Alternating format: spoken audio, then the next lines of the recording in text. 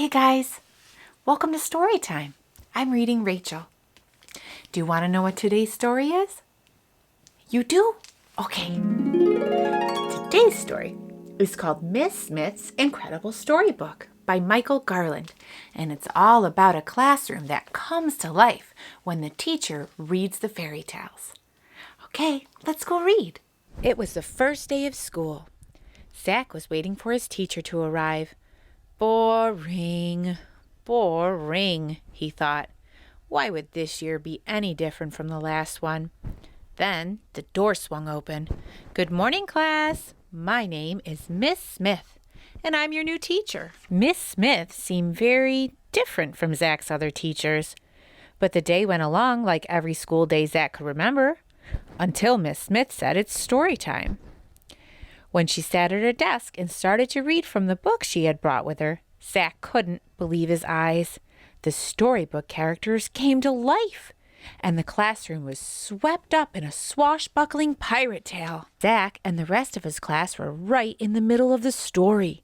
He could feel the breeze in his hair and hear the waves pounding on the side of the ship. From then on, Zack couldn't wait to go to school.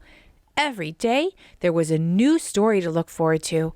When Miss Smith finished reading, all the characters and adventure whooshed back into her book. On Friday, Principal Rittenrotten stood in front of the class instead of Miss Smith.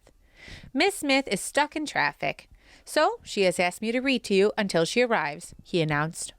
Zack wondered what would happen next. Principal Rittenrotten started to read.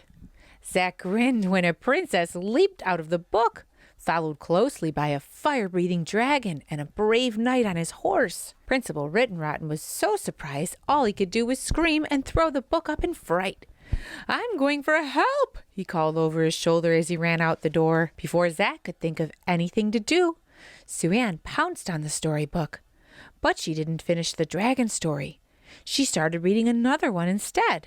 The princess, the dragon, and the knight did not return to the book. But the three bears and Goldilocks climbed out. Freddie, the class clown, jumped out of his seat and tried to yank the book away.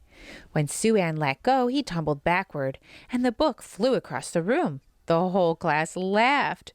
Billy caught the book and started reading from a new story.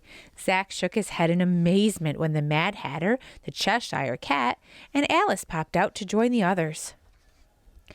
As the book passed from kid to kid, one character after another flew out of the pages. The classroom was getting very crowded. This is trouble, Zack said to himself. The chaos was beginning to spill out into the halls. Why don't you finish the story, Zack pleaded. But no one was listening. Miss Smith brought her car to a screeching stop in front of the school. Uh-oh, there seems to be a little problem, she said to herself as she raced inside.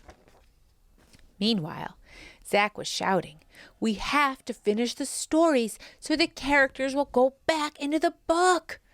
But the storybook characters didn't want to go back. A tug of war began. Miss Smith appeared in the doorway.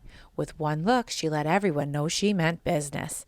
Even the dragon was suddenly silent. Zack handed the book back to Miss Smith. She ruffled through the pages, adjusted her glasses, and started to read. The class sat spellbound as she finished each story in turn.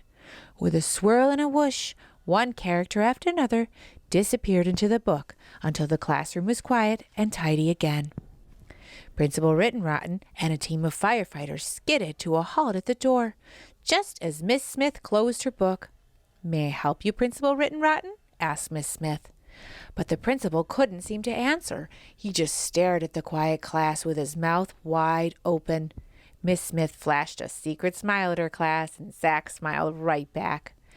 Who would have ever guessed that reading could be so much fun?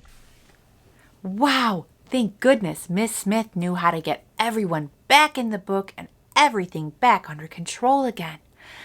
I wonder who I would call out of a book if I had an incredible storybook. Well, if you like this story, please be sure to follow along with me so we can read more together. Bye.